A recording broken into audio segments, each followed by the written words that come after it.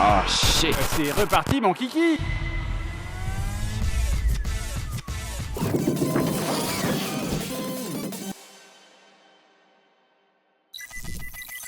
Salut la compagnie. Eh bien, il s'agit d'une véritable saga, et Monsieur Pierre Chabrier ne finit plus de nous impressionner par sa ténacité, sa pugnacité. À force de creuser, peut-être finira-t-il par trouver de l'or, ce qui permettra, soit dit en passant, de faire grossir le capital de 8 millions d'euros sans avoir recours à l'agence LCL. Les entrées à part, nous allons revenir sur la réponse apportée par Pierre Chabrier et analyser brièvement une conséquence juridique potentielle de son comportement. Merci à la banque LCL de procéder au jingle.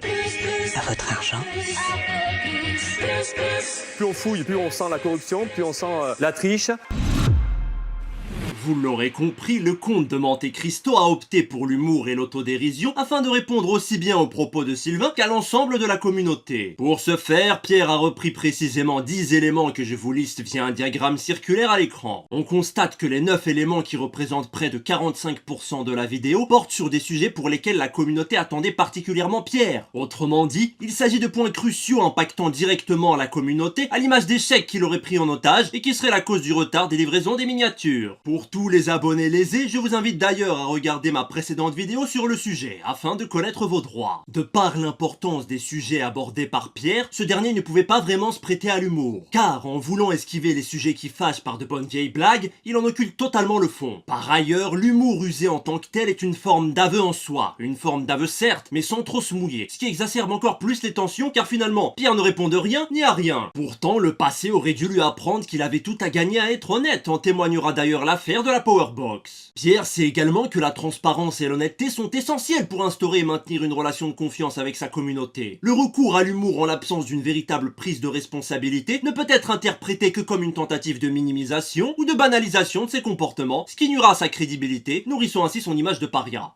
Cette première partie de vidéo montre à quel point Pierre ne prend pas toute cette situation au sérieux. Néanmoins, qu'en serait-il si son business était menacé ou sa passion remise en cause? Curieusement, Pierre adopte un ton bien plus sérieux dès la seconde partie de la vidéo, comme s'il répondait directement à cette remarque de Sylvain. Pierre, votre grand passionné de bagnole. Ah oui, parce qu'il essaye de faire croire qu'il est passionné de bagnole depuis quelques semaines. Putain, quand tu le connais, Pierre, ça fait mal au cœur. Hein. Dans la seconde partie de son court-métrage, Pierre joue le jeu durant plus de 8 minutes et apporte des éléments pour prouver par divers biais, la télévision, les jeux vidéo notamment, que sa passion pour l'automobile est sérieuse, sincère, authentique et de longue date. Et c'est précisément de cette manière que Monsieur Pierre Chabrier aurait dû répondre à l'ensemble des reproches qui lui sont adressés, s'il avait été un minimum soucieux de sa communauté. Certes, certains sujets mériteraient de rester privés. Le problème est que Pierre lui-même a exposé sur la place publique, lors de sa première vidéo en date du 15 août 2024, la majeure partie des sujets sur lesquels la communauté attend désormais des réponses. La question qu'il faut désormais se poser est la suivante. Pierre a-t-il été sincère dans sa démarche, ou bien son intérêt, disons-le sans détour, est-il de protéger son business, donc l'argent? Comme vous le savez tous, l'image est un élément essentiel du fonds de commerce d'un influenceur. Pierre a construit son image autour de l'automobile et via ses réseaux sociaux. C'est son métier actuel et son business. Que penserait sa communauté restante s'il était avéré que Pierre n'en avait strictement rien à faire de l'automobile? Ce dernier voulant juste surfer sur la vague du succès pour empocher de l'argent. Ce serait probablement la pire des choses qu'il pourrait lui arriver. Mais alors, la passion pour l'automobile de Pierre est-elle si sincère? Ne pouvant pénétrer le cerveau des individus, je ne peux rien affirmer. Pierre met le paquet dans sa vidéo afin de prouver par divers biais sa passion pour l'automobile, de son enfance jusqu'à sa vie d'adulte. Mais une passion ne doit surtout pas se prouver, elle doit se vivre, c'est seulement de cette manière qu'on peut l'apercevoir. L'affirmer ne suffit pas.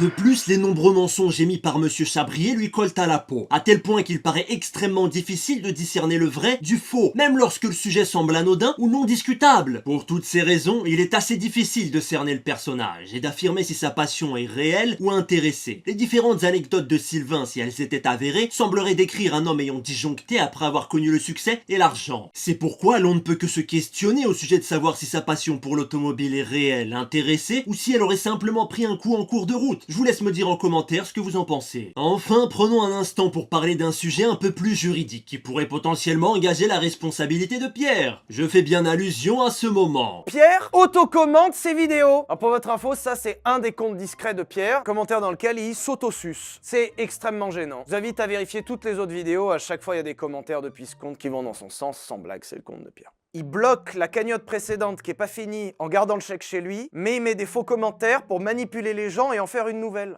Faisons simple et spéculons tout en allant à l'essentiel. Nous avons donc Pierre, un influenceur aux plus de 400 000 abonnés qui par l'intermédiaire d'un compte secondaire lui appartenant, nommé Frestaille ou Taillé je suppose, a posté de faux commentaires tendant à créer une impression de soutien ou de popularité, tout cela dans le but d'influencer l'opinion de sa communauté. Et il faut que vous sachiez que le code de la consommation réprime lourdement les pratiques commerciales trompeuses. En effet, l'article L121.4 du dit code énonce bien que le fait de diffuser des faux avis ou de fausses recommandations de consommateurs afin de promouvoir des produits est une pratique commerciale trompeuse. En l'espèce, dans notre cas, Pierre a effectivement utilisé un second compte pour publier un commentaire sur sa chaîne principale, tout cela dans le but de susciter un faux engouement et ainsi influencer l'opinion de sa communauté au sujet de la création d'une cagnotte en ligne destinée à financer un projet automobile. Bien que la cagnotte en question n'ait jamais été créée, cette pratique reste très douteuse et pourrait faire l'objet à minima d'un signalement. Le comportement est d'autant plus grave car il aurait pu inciter les internautes à contribuer en pensant qu'il s'agit d'un soutien spontané de la communauté, ce qui est susceptible d'altérer leurs décisions économiques. Je rappelle que pour ce genre de pratique, les peines sont notables et peuvent aller jusqu'à 5 ans d'emprisonnement et 750 000 € d'amende. Ça ne laisse pas indifférent. Mais enfin, conclusion. Plus le temps passe et plus notre Pierrot national semble se tirer des balles dans les jambes et s'automutiler. En témoignera ces statistiques incohérentes du nombre de ses abonnés qui diminue en même temps que le nombre des vues de sa vidéo augmente. L'humour n'est pas un moyen de s'exonérer de toute responsabilité. Mais Pierre ne semble pas être de cet avis. Nous verrons donc bien où cette stratégie le mènera et quelles seront les conséquences juridiques pour sa personne. Enfin, je suppose que tout comme moi, vous commencez à être lassé par cette histoire qui, au fil du temps, érode de plus en plus notre foi en l'humanité. J'aimerais beaucoup avoir vos avis en commentaire, j'y serai attentif, comme à l'accoutumée. Cette petite vidéo s'achève ainsi, je vous remercie de l'avoir regardée jusqu'à son terme. N'hésitez pas à vous abonner si le contenu vous plaît, cela nous aide grandement. Enfin, je vous invite à ne pas participer au harcèlement de la partie en cause. N'oubliez pas que vous encourez des sanctions pénales en cas de harcèlement, ne gâchez donc pas votre vie pour de simples messages. Je vous invite d'ailleurs à regarder ma dernière vidéo sur Michou à ce sujet. Je vous dis à la prochaine, ciao.